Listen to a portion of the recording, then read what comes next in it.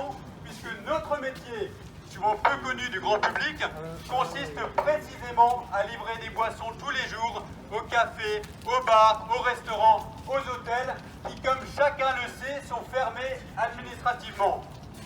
Alors certes, on ne nous a pas imposé à nous, distributeurs grossistes, une fermeture administrative, mais nous sommes fermés de fait. Puisque nos clients ne nous commandent plus rien, notre chiffre d'affaires a fondu de plus de 90%. Et ce n'est évidemment pas dans la grande distribution que nous allons pouvoir livrer nos fûts de bière de 30 litres ou les autres boissons. Donc nous sommes littéralement coincés tant que les bars et les restaurants ne rouvriront pas.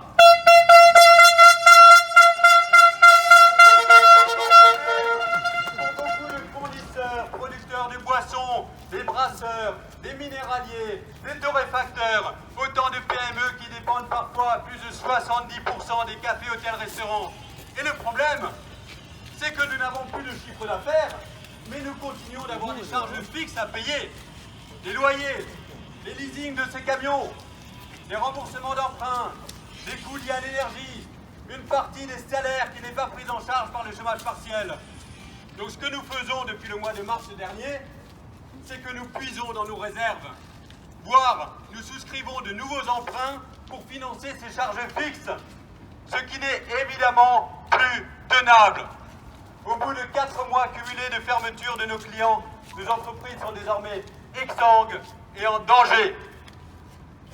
C'est pourquoi nous réclamons d'avoir dès maintenant les mêmes aides que nos clients cafetiers et restaurateurs, et en particulier l'aide de 20% du chiffre d'affaires mensuel de l'année précédente, sans critère de taille, ce qui nous permettrait tout juste de faire face à ces nombreuses charges fixes et de tenir en attendant des jours meilleurs.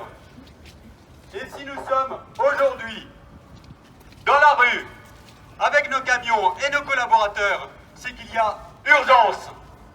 J'aimerais souligner le caractère tout à fait exceptionnel et inhabituel de cette manifestation.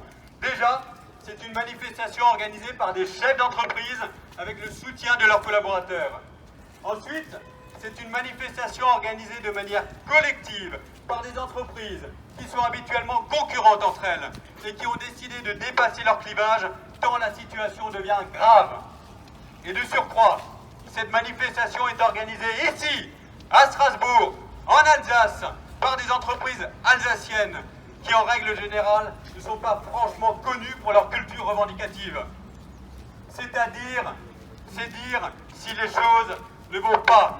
En effet, si nous sommes là ce matin, c'est que nous avons épuisé toutes les méthodes conventionnelles pour nous faire entendre, et surtout que nous avons le sentiment d'être les oubliés de la crise.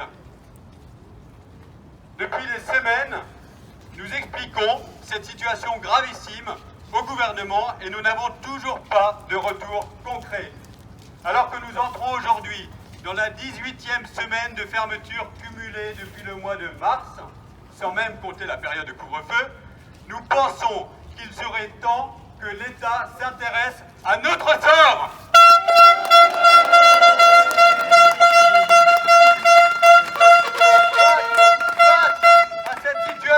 Ubuesque. On se demande où est passé l'État protecteur, car à ce jour, dans notre filière, nous ne voyons malheureusement qu'un État destructeur. Destructeur d'entreprises, pourtant non délocalisables, qui payent leurs impôts en France, et pour certaines d'entre elles, depuis plus d'un siècle. Destructeur aussi d'un métier indispensable à ce qui fait notre art de vivre à la française.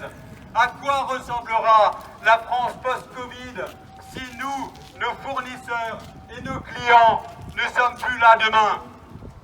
Et c'est donc aux hommes du chiffre à Bercy que nous nous adressons. Si vous n'êtes pas touchés au cœur par la détresse qui nous frappe, peut-être serez-vous au moins touchés au coffre des comptes publics par la réalité économique de ce qui est en train de se passer. Car si nous disparaissons, ce seront des milliards de recettes fiscales en moins pour l'État sur les années à venir.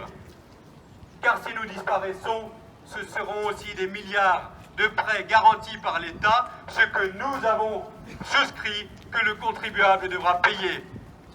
Cette aide de 20% du chiffre d'affaires, elle est non seulement indispensable, indispensable pour traverser la crise, elle est non seulement légitime, car nous perdons la quasi-totalité de notre chiffre d'affaires, mais en plus, elle tombe sous le coup du bon sens du point de vue des finances de l'État.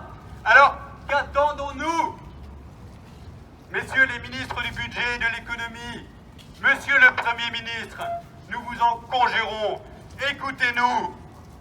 Nos instances représentatives et l'ensemble de notre filière sont prêts, dès maintenant, à vous démontrer encore une fois l'urgence d'agir avec l'esprit pragmatique et constructif qui a toujours été le nôtre.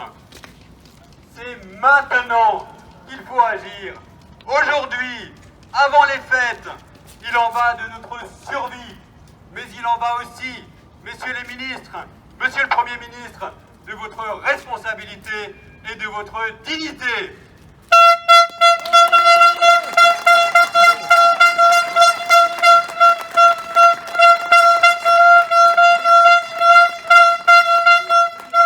Je passe maintenant la parole à André Bourg pour compléter ses propos. Je vous remercie.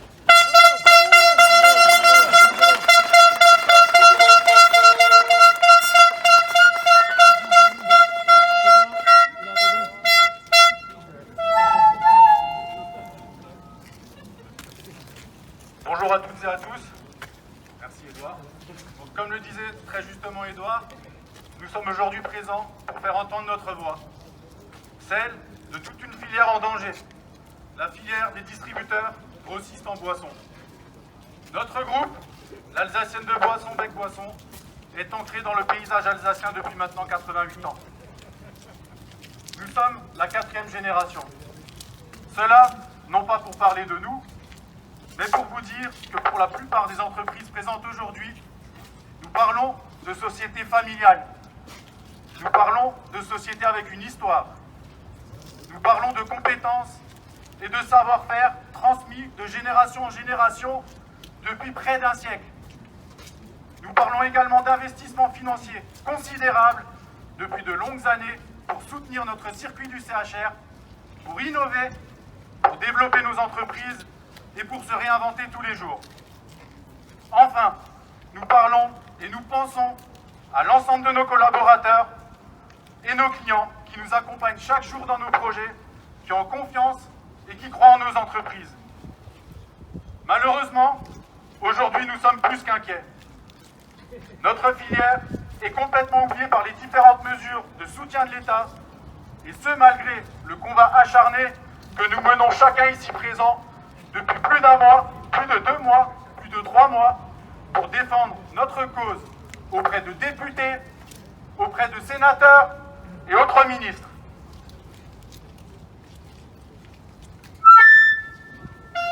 Nous ne sommes pas fermés administrativement et n'avons donc le droit à aucune aide, si ce n'est la prise en charge de l'activité partielle et l'accès au PGE, ce fameux prêt garanti par l'État. Qui dit prêt, dit remboursement, dit endettement. Quelle est aujourd'hui la différence entre un restaurant fermé administrativement et un distributeur de boissons n'ayant aucune commande puisque ses propres clients sont fermés? Aucune. Il n'y a pas de vente, pas de chiffre d'affaires.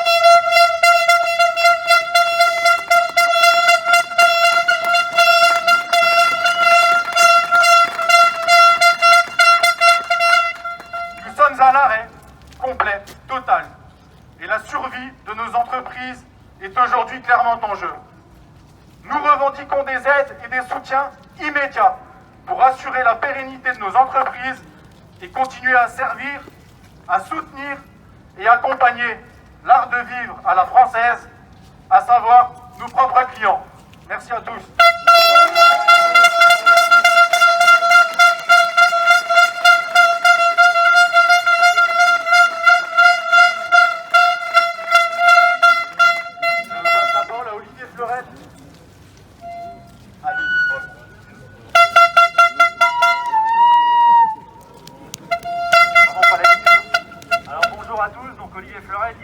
Indépendant en Alsace. Alors avec mon associé Jérôme et nos 50 collaborateurs, on est une entreprise en fait à l'arrêt maintenant, comme le sont nos clients depuis presque 4 mois. Alors on n'est pas là uniquement pour défendre nos clients, bien sûr, mais également pour parler égoïstement de nous et de notre situation. Parce que nous n'avons pas les mêmes aides et ça, c'est complètement intolérable. Alors certains diront que nous profitons du chômage partiel, c'est vrai. Mais par exemple, pour une petite structure comme la nôtre, avec les 3/4 de l'effectif à l'arrêt, c'est pas loin de 30 000 € en fait de coûts à supporter cette année. 3/4 à l'arrêt, c'est quand même 30 salariés aujourd'hui qui nous soutiennent. Mais attendre d'être rassurés, comme nous, sur la capacité de notre entreprise à passer le cap, assurer leur job et leur avenir avec nous. Nous n'avons aucune visibilité sur ces dates de reprise d'activité. Et ça, c'est insupportable, à la fois pour eux et pour nous. Nous ne savons plus quoi leur dire pour les garder motivés à rester dans notre entreprise. Chaque mois, à l'arrêt, comme on l'a souligné tout à l'heure, pour nos structures, c'est 120 000 € de charges fixes, incompressibles. Évidemment, on a signé un PGE, qui est la deuxième aide auquel on avait droit. Mais ça reste un prêt, et ce prêt augmente notre endettement. Ça limite notre capacité d'investissement pour développer notre activité et l'avenir, celle de nos clients. À cette minute, on a besoin d'avoir un message fort et positif. Et apparemment, les négociations de ce week-end ne sont pas bien terminées. Donc, de notre gouvernement, nos équipes et nous-mêmes avons besoin de sentir qu'au-delà d'être déclarés non essentiels, des moyens seront mis en place pour que nos structures survivent et que nous puissions accompagner et soutenir nos clients à la réouverture. Je veux aussi parler de nos entrepôts, où sont stockées des boissons dont les dates limites de consommation vont être dépassées dans les prochaines semaines, et ce malgré les efforts et les solutions de nos fournisseurs et industriels pour nous aider. C'est un risque qui s'évalue à plusieurs centaines de milliers d'euros, qui se rajoutent au reste. À ce stade, juste un mot sur le silence insoutenable de nos assureurs, qui font partie de ces charges incompressibles, mais ne réagissent pas à la hauteur de la situation inédite que nous vivons. C'est pourquoi nous demandons pour toutes nos entreprises de distribution, quelle que soit la taille, le nombre de salariés, et cela sans condition, à bénéficier du fonds de solidarité à hauteur de 20% du chiffre d'affaires, comme nos clients CHR. La prise en charge réelle du chômage partiel à 100%, congés payés inclus. L'exonération des charges sociales patronales aussi longtemps, parce qu'il faut penser à la reprise, que nous n'aurons pas retrouvé au moins 80% de notre chiffre d'affaires. Et le report automatique sans frais des échéances bancaires de nos entreprises pendant 6 mois pour nous dégager de la trésorerie. Et on ne parle pas des conditions de PGE, puisqu'on n'a pas les modalités aujourd'hui. Sans ces conditions, ce sont des centaines d'emplois dans la région. Et pour le Grand Est, c'est 1250. Voilà. Qui sont quand même menacés, qui risquent d'être menacés. Sans ces conditions, c'est supprimer notre capacité de développement et un retour à la croissance. Sans ces conditions, c'est rendre impossible le soutien à la reprise de nos clients. Sans ces conditions, c'est nous empêcher d'avoir les moyens de nous réinventer, de nous adapter aux situations telles que nous les vivons aujourd'hui. Sans ces conditions, c'est simplement un risque de disparaître.